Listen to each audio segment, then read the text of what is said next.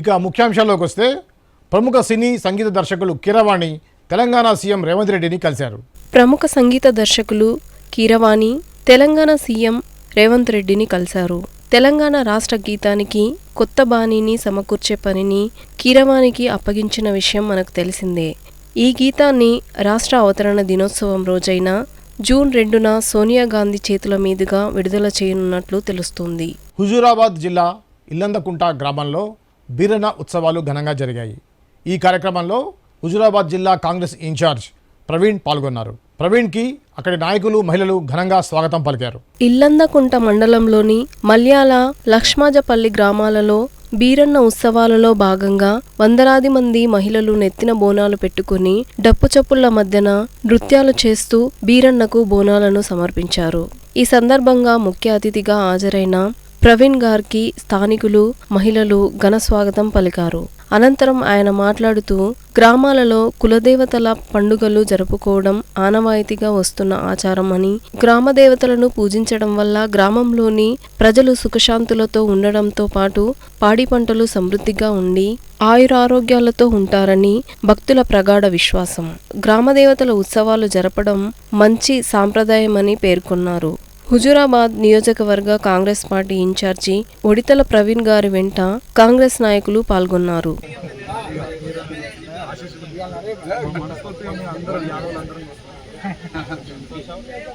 భద్రాద్రి కొత్తగూడెం జిల్లా మోరంపల్లి బంజరా గ్రామంలోని మహిళా శక్తి కేంద్రానికి గవర్నమెంట్ పని కల్పించడాన్ని అభినందిస్తూ అక్కడి మహిళలు హర్షం వ్యక్తం చేశారు. భద్రాద్రి కొత్తగూడెం జిల్లా బూర్గంపాడు మండలం మొరంపల్లి బంజారా గ్రామంలో జిల్లా గ్రామీణాభివృద్ధి సంస్థ సెర్ఫ్ ఆధ్వర్యంలో మహిళా శక్తి కుట్టు కేంద్రానికి స్కూల్ పిల్లల యూనిఫామ్ ఆర్డర్ ఇవ్వడాన్ని పలువురు మహిళలు ఆనందాన్ని వ్యక్తం చేశారు. 20 మంది మహిళలు ఉన్న ఈ కేంద్రానికి గవర్నమెంట్ ఇటువంటి పనిని కల్పించడం పట్ల మహిళా టైలర్లు హర్షం వ్యక్తం చేశారు.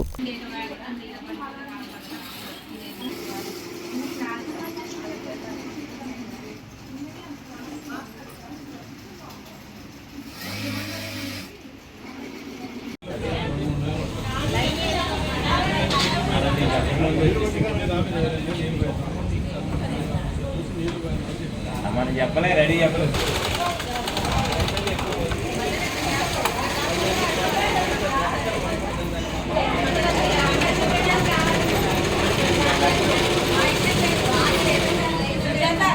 స్టార్ట్ చేసాము. మాకేంటంటే గవర్నమెంట్ మంచి అవకాశం ఇప్పించింది. స్కూల్ యూనిఫామ్స్ కుట్టడం మాకు ఇచ్చారు. దానివల్ల డైలీ ఇక్కడ ఒక్కొక్కరు వచ్చి 10 పీసెస్ కుడుతున్నాం. టైలర్స్ మొత్తం ఒక 20 మంది ఉన్నారు. దానివల్ల ఒక్కొక్కరు వచ్చేసి 50, ఒక పీస్కి వచ్చి 50 రూపాయలు ఇస్తున్నారు. అట్లా మేము డైలీ ఒక 500 మట్టికి అమౌంట్ స్టార్ట్ చేసేసుకుంటున్నాము. దానివల్ల మా కుటుంబం కానీ అంత సంతోషంగా ఉపాధి కల్పిస్తున్నారు కాబట్టి చాలా ఆనందంగా ఉంది. మాకు ఈ అవకాశాన్ని కల్పించినందుకు చాలా వాళ్ళకి కృతజ్ఞతలు చెప్తున్నాము. నా పేరు కందులు సుజాత. మాది సార్పాకు పూర్వంపాడు. మేము ఈ యొక్క మహిళా శక్తి కుటుంబ మిషన్ కేంద్రాన్ని మేము ఏర్పాటు చేసి ఉన్నాము. మా యొక్క గ్రామంలో 10 నుంచి ఒక 20 మంది వరకు మహిళలు మిషన్ కుట్టున్నారు. ఈ గవర్నమెంట్ నుంచి మాకు స్కూల్ యూనిఫామ్స్ ఆర్డర్స్ వచ్చాయి. ఈ స్కూల్ యూనిఫామ్స్ రావడం వల్ల ఈ మహిళలందరం కూడా చాలా ఉపాధి పొందుతున్నాము. ఈ ఉపాధి ద్వారాగా మేము ఎస్ఎల్జీ వారీగా లోన్స్ తీసుకొని మేము ఈ యొక్క ఉపాధి ద్వారాగా ఆ లోన్స్ని రికవరీ చేయడం జరుగుతుంది. నల్గొండ జిల్లా మిర్యాలగూడెంలో నకిలీ పత్తి విత్తనాలను విక్రయిస్తున్న ముఠా గుట్టు రట్టయింది. 4గురిని పోలీసులు అదుపులోకి తీసుకున్నారు. నల్గొండ జిల్లా మిర్యాలగూడలో నకిలీ పత్తి విత్తనాల ముఠా గుట్టురట్టు. ఈదులగూడ చౌరస్తా వద్ద 5 లక్షల విలువ చేసే నకిలీ పత్తి విత్తనాలు 1 టౌన్ పోలీసులు స్వాధీనం చేసుకున్నారు. 4 నిందితులను అదుపులోకి తీసుకున్నామని, మరొకరు పరారీలో ఉన్నారని తెలిపారు. ఈ సందర్భంగా పోలీసు అధికారులు మాట్లాడుతూ ఇటువంటి తప్పుడు పని చేస్తున్నట్లుగా ప్రజల దృష్టికి వచ్చినట్లయితే వెంటనే మాకు సమాచారం తెలపాలని కోరారు. పూర్తి స్థాయిలో నిషేధించాలనేటటువంటి నిశ్చయంతో తీసుకున్న నిర్ణయం సందర్భంగా నల్గొండ జిల్లా ఎస్పీ మేడం గారి ఆదేశాల మేరకు జిల్లాలో అనేకమైనటువంటి ప్రత్యేక బృందాన్ని ఏర్పాటు చేయడం జరిగింది నకిలీ విత్తనాల సరఫరాను అరికట్టడానికి. ఈ క్రమంలో మన మిర్యాలగూడ డివిజన్లో మిర్యాలగూడ 1 టౌన్ ఇన్స్పెక్టర్ సుధాకర్ మరియు ఎస్ఐ రవికుమార్ వాళ్ళ సిబ్బందితోటి వీళ్ళు ప్రత్యేకమైనటువంటి నిఘా ఏర్పాటు చేసి మొన్న 25వ తారీఖున నందిపాడు క్రాస్ వద్ద ఒక వ్యక్తి అనుమానాస్పదంగా ఉండగా అతన్ని చెక్ చేయడం జరిగింది. పోలీస్ పార్టీని చూసి అతను పారిపోగా అతను అక్కడ వదిలిపెట్టిపోయినటువంటి అందాజా 260 కేజీల పత్తి విత్తనాలు, నకిలీ పత్తి విత్తనాలని కనుగొనడం జరిగింది. మనకి ఇప్పటి వరకు ఉన్నటువంటి సమాచారం ప్రకారం వీళ్ళు డైరెక్ట్గా దీన్ని మాచల్ల మన అద్దంకి ఏరియా నుంచి డైరెక్ట్గా మంచిర్యాలకి తరలించడం జరుగుతున్నది. అద్దంకి ఏరియాలో ఉండేటటువంటి కొంతమంది వ్యక్తులు మందమర్రి ఏరియాలో సెటిల్ అయ్యి అక్కడ వ్యవసాయం చేస్తుండటం వల్ల అక్కడ వాళ్ళు రైతులతో కాంటాక్ట్ పెంచుకొని ఇక్కడి నుంచి తీసుకెళ్ళి అక్కడ అమ్మటం జరుగుతూ ఉంది. ప్రస్తుతానికి ఉన్నది అది. ఈ నిందితుడిని మేము అరెస్ట్ చేసి రేపు కోర్టులో ప్రొడ్యూస్ చేసిన తర్వాత వీళ్ళ పోలీస్ కస్టడీకి తీసుకొని మిగతా విషయాలు ఏమైనా ఉంటే ఆ విషయంలో కూడా తగిన విచారణ చేపడతాం. ఉన్నత చదువుల నిమిత్తం అమెరికాకు వెళ్ళిన యాదాద్రి భువనగిరి జిల్లా యాదగిరిగుట్టకు చెందిన సౌమ్య అక్కడ రోడ్డు ప్రమాదంలో మరణించారు. ఉన్నత చదువుల కొరకు అమెరికా వెళ్లిన యాదగిరిగుట్టకు చెందిన యువతి రోడ్డు ప్రమాదంలో మృతి చెందింది.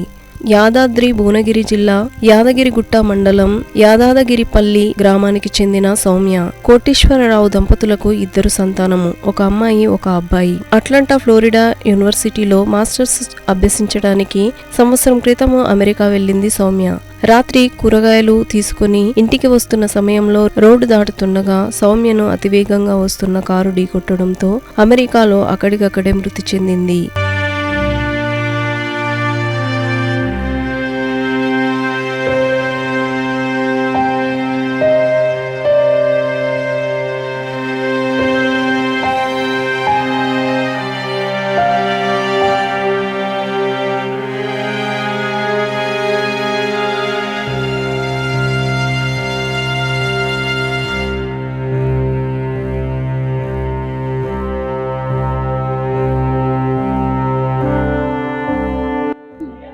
యాదగిరిపల్లి ముసల కులానికి చెందిన వాళ్ళం.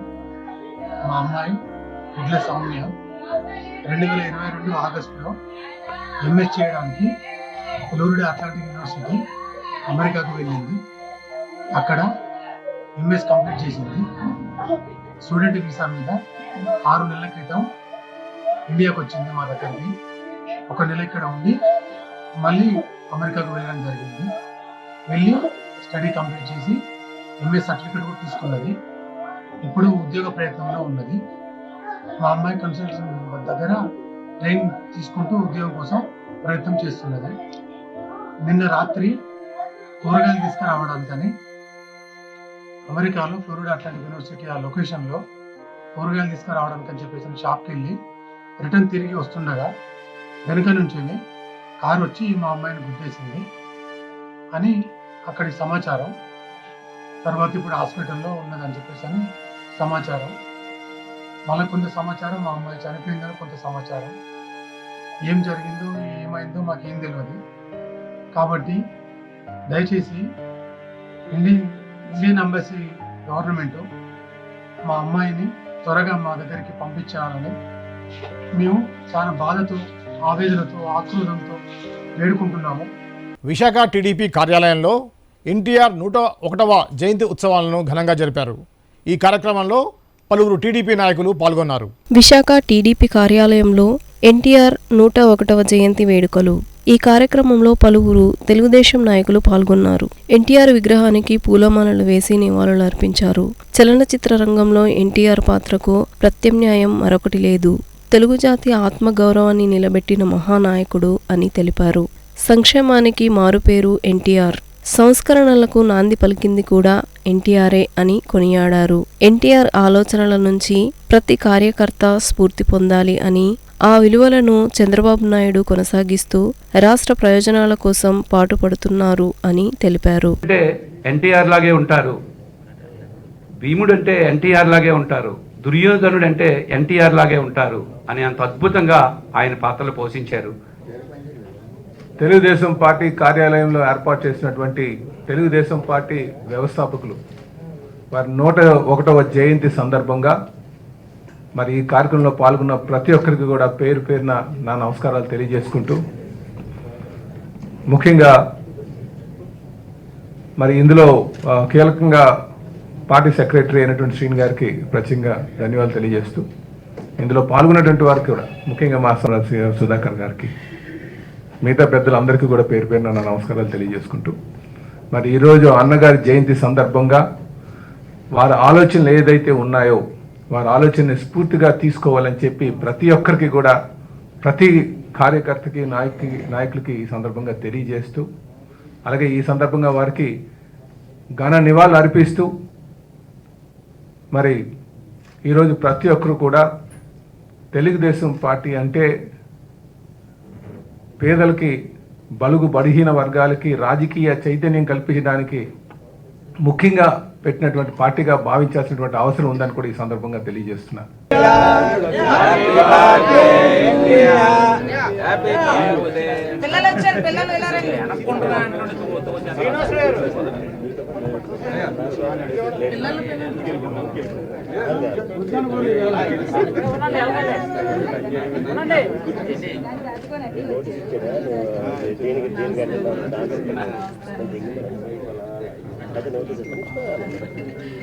వనపర్తి జిల్లా కేంద్రం నంది హిల్స్ నందు ఎమ్మెల్యే క్యాంప్ ఆఫీసులో పండిట్ జవహర్లాల్ నెహ్రూ వర్ధంతి వేడుక ఈ నెల 20న జరిగింది.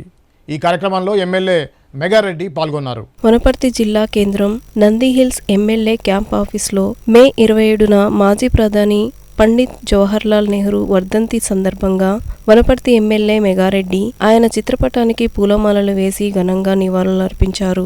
ఈ సందర్భంగా ఆయన మాట్లాడుతూ మాజీ ప్రధానమంత్రి జవహర్లాల్ నెహ్రూకి వనపర్తి పట్టణానికి చాలా దగ్గర సంబంధం ఉందని తెలిపారు. అక్టోబర్ 11, 1959న వనపర్తి పట్టణానికి వచ్చి ఆ రోజు కాసు బ్రహ్మానందరెడ్డి, సంజీవరెడ్డి, రాజా రామేశ్వరరెడ్డి నలుగురు కలిసి దాదాపు 17 ఎకరాల విస్తీర్ణంలో ఉన్న రాజభవనాన్ని రాజుల ఆధీనం నుండి ప్రభుత్వ పరిధిలోనికి చేశారు. మాజీ ప్రధాని జవహర్లాల్ నెహ్రూ 17 సంవత్సరాలు ప్రధానమంత్రిగా పనిచేశారు. నెహ్రూకి చిన్నపిల్లలు అంటే చాలా ఇష్టం. అందువల్ల పిల్లల భవిష్యత్తు దృష్ట్యా పాలిటెక్నిక్ కళాశాలలను వనపర్తిలో మొట్టమొదటిసారిగా ఏర్పాటు చేశారు. ఈ నియోజకవర్గానికి నెహ్రూ కుటుంబానికి కాంగ్రెస్ పార్టీకి ఎంతో దగ్గర సంబంధం ఉందని ఆయన అన్నారు. నియోజకవర్గానికి ఎమ్మెల్యే పనిచేయడం నా అదృష్టమని అన్నారు. ఈ కార్యక్రమంలో వనపర్తి పట్టణ అధ్యక్షులు Cheerla Vijay Chander, municipal chairman Puttapakala Mahesh, vice chairman Pathanati Krishna, doctor Padagala Srinivas, సమన్వయకర్త లక్కాకుల సతీష్, ద్వారపోగు వెంకటేష్, కౌన్సిలర్ చీర్ల సత్యం, నందిమల్ల శ్యామ్, సుమిత్ర యాదగిరి, అంబటి రమేష్, కృష్ణబాబు తదితరులు పాల్గొన్నారు. అర్పించేసి ఘనంగా మేము ఆయనకు శ్రద్ధాంజలి ఘటించున్నాం. ఈరోజు నాతో పాటు ఇక్కడ పాల్గొన్న మున్సిపల్ చైర్మన్ కానీ, పట్టణ పార్టీ అధ్యక్షులు కానీ, మిగతా కౌన్సిలర్స్ కానీ, మిగతా కాంగ్రెస్ పార్టీ లీడర్స్ అందరికీ ఇక్కడికి వచ్చి ఇంత పెద్ద ఎత్తున సక్సెస్ చేసిన అందరికీ నమస్కారం తెలియజేసుకుంటున్నా.